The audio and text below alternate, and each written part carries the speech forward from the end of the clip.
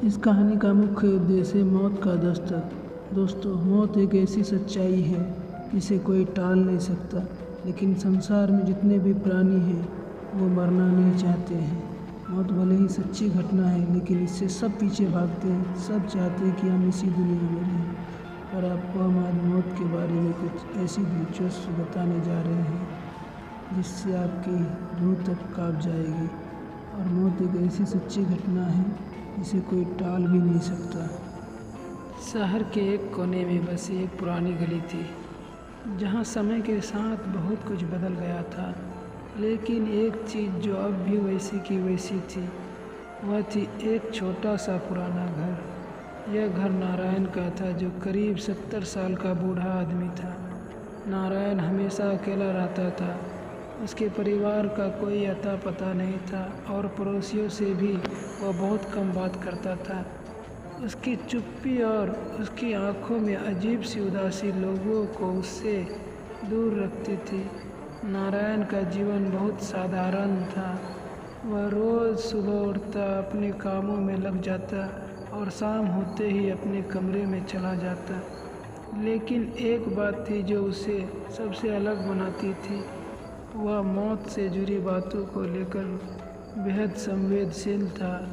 उसे ऐसा लगता था कि मौत हर समय उसके आसपास मंडरा रही है, जैसे किसी भी पल उसकी ज़िंदगी का अंत होने वाला हो।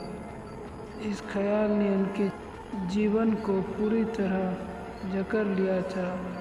हर वक्त उसे लगता था कि मौत उसके तरफ बढ़ रही है, धीरे धीरे, लेकिन निश्चित रूप से। उस रात भी नारायण अपने पुराने कमरे में अकेला बैठा था। दीवार पर टंगी घड़ी की टिक टिक ने कमरे में एक डरावना सन्नाटा फैला रखा था। बाहर बारिश हो रही थी और बिजली की चमक कभी कभी कमरे में हल्की रोशनी फैला देती थी। नारायण ने सोने की कोशिश की, लेकिन उसकी आंखों में नींद नहीं थी। उसका दिल एक अजीब सी बेचैनी से धड़क रहा था। अचानक उसने दरवाजे पर धीमी से दस्तक सुनी, इतनी धीमी कि वह यकीन नहीं कर पा रहा था कि वह सचमुच सुन रहा है या यह उसका वहम है। उसने अपनी कुर्सी से उठकर दरवाजे की तरफ देखा। दस्तक फिर हुई, इस बार थोड़ी साफ। नारायण का दिल तेजी से धड़कने लगा। उसने धीरे धीरे दरवाज़ा खोला। बाहर एक अजनबी खड़ा था। वह लंबा और दुबला पतला था। उसके चेहरे पर एक रहस्यमय मुस्कान थी, और उसकी आंखों में कुछ ऐसा था जो नारायण को असहज कर रहा था। वह आदमी बहुत साधारण कपड़ों में था, लेकिन उसमें कुछ अजीब था जो नारायण को विचलित कर रहा था। क्या मैं अंदर आ सकता हूँ? उस आदमी ने बहुत शांत स्वर में पूछा। नारायण ने उसे कोई जवाब नहीं दिया। वह बस उस आदमी को घूरता रहा। कुछ पल की खामोशी के बाद उस अजनबी ने खुद ही दरवाजे को थोड़ा और खोल दिया और अंदर आ गया।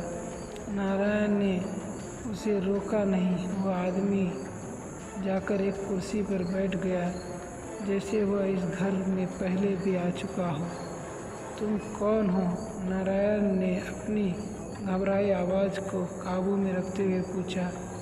वह आदमी मुस्कुराया और बोला, मैं मौत हूँ। मैं तुम्हें अपने साथ लेने आया हूँ। नारायण ने बोला, मैं अभी मरना नहीं चाहता।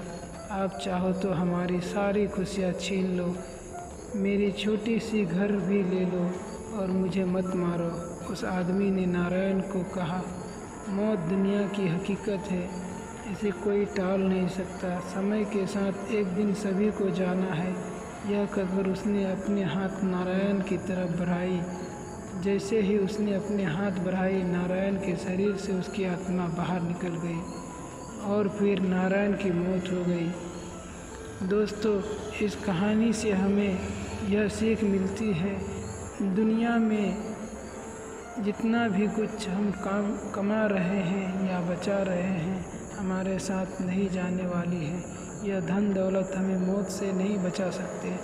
तो जब तक जीवित हो, जितना हो सके सभी जीव जंतु की मदद किया करो। इसी तरह की और भी कहानी के बारे में सुनने या जानने के लिए हमारे इस चैनल को सब्सक्राइब ज़रूर करें और वीडियो अच्छी लगे तो वीडियो को लाइक और अपने दोस्तों के साथ शेयर ज़रूर करें। धन्यवाद।